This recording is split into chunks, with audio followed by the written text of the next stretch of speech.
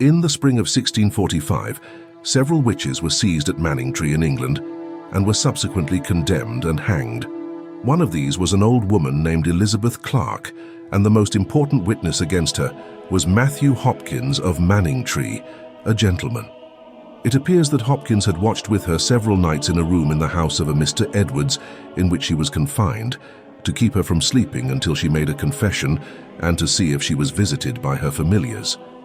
He declared, among other things, that on the night of the 24th of March, which appears to have been the third night of watching, after he had refused to let her call one of her imps or familiars, she confessed that 6 or 7 years before she had surrendered herself to the devil, who came to her in the form of a proper gentleman with a laced band.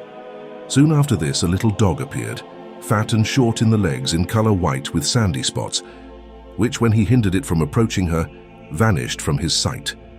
She confessed that it was one of her imps named Janiara. Immediately after this had disappeared, another came in the form of a greyhound, which she called Vinegar Tom, and it was followed by another in the form of a polecat.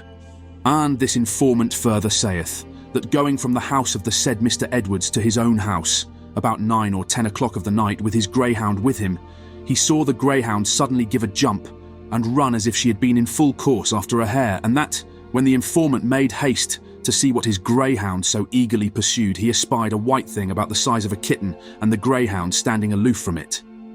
And that by and by the said white imp or kitten danced about the said greyhound, and by all likelihood bit a piece of the flesh of her shoulder, for the greyhound came shrieking and crying to this informant with a piece of the flesh torn from her shoulder. And this informant further saith that coming into his own yard that night, he espied a black thing proportioned like a cat, only it was thrice as big, sitting on a strawberry bed and fixing its eyes on this informant. And when he went toward it, it leapt over the pale toward this informant as he thought, but ran quite through the yard with his greyhound after it to a great gate which was underset with a pair of turnbull strings, and did throw the said gate wide open, and then vanished, and the said greyhound returned again to this informant shaking and trembling exceedingly. Hopkins had not ventured to remain alone with the witch, but had with him John Sterne, who also added gentleman to his name, and who confirmed all that Hopkins had said, deposed to the coming of imps, and added that the third imp was called Sack and Sugar. They watched at night with another woman named Rebecca West, and saw her imps in the same manner. She stated that the first time she saw Satan, he came to her at night and told her he must be her husband, and married her. The severe treatment to which the accused were exposed forced confessions from them all, and they avowed being guilty of every species of mischief, from the taking away of human life to the spoiling of milk. The names and forms of their imps were equally fantastic. Rebecca Jones, a witch from St. Osyth's, said that she had met a man in a ragged suit with great eyes that terrified her exceedingly, and that he gave her 3 things like moles but without tails, which she fed with milk. Another had an imp in the form of a white dog, which she called Elimanzé, and which she fed on milk pottage. One had 3 imps, which she called Prickear, Jack, and Frog. Several witnesses, poor and ignorant people, were brought to testify to the mischief which had been done by these means. A countryman gravely related how, passing at day by the house of one of the women named Anne West, he was surprised to find her door open at that early hour, and looking in, he saw 3 or 4 things like black rabbits, one of which ran after him. He seized upon it and tried to kill it, but it seemed in his hands like a piece of wool and stretched out in length as he pulled it without any apparent injury. Then, recollecting that there was a spring near at hand, he hurried thither and attempted to drown it, but it vanished from his sight as soon as he put it in the water. He then returned toward the house, and seeing Anne West standing outside the door in her smock, he asked why she sent her imps to torment him. This seems to have been the first appearance of Matthew Hopkins as a witchfinder, for which he afterwards became notorious, and which he now assumed as a legal profession.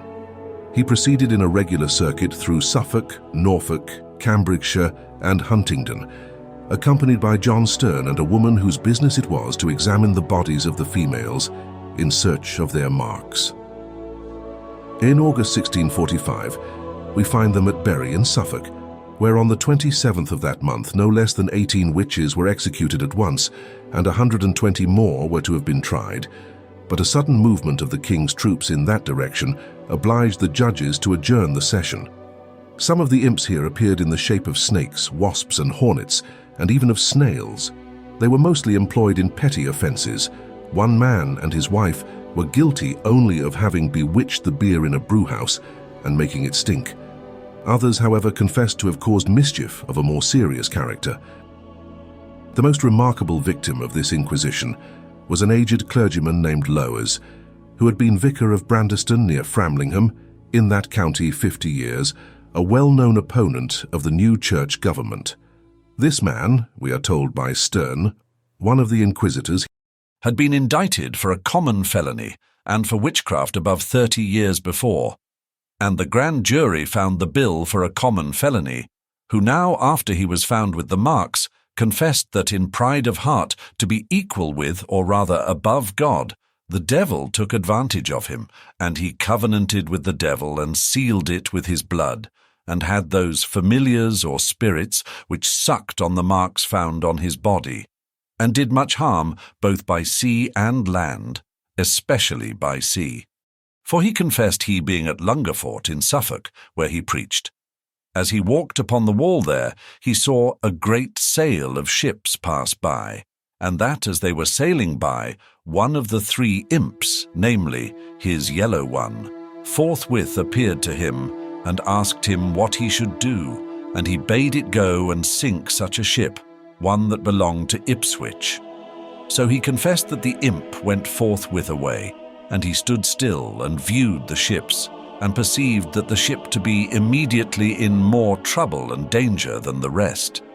For he said the water was more boisterous near that than the rest, tumbling up and down with waves, and soon after it sunk directly down into the sea, when all the rest sailed on in safety. Then he confessed he made 14 widows in 1/4 of an hour.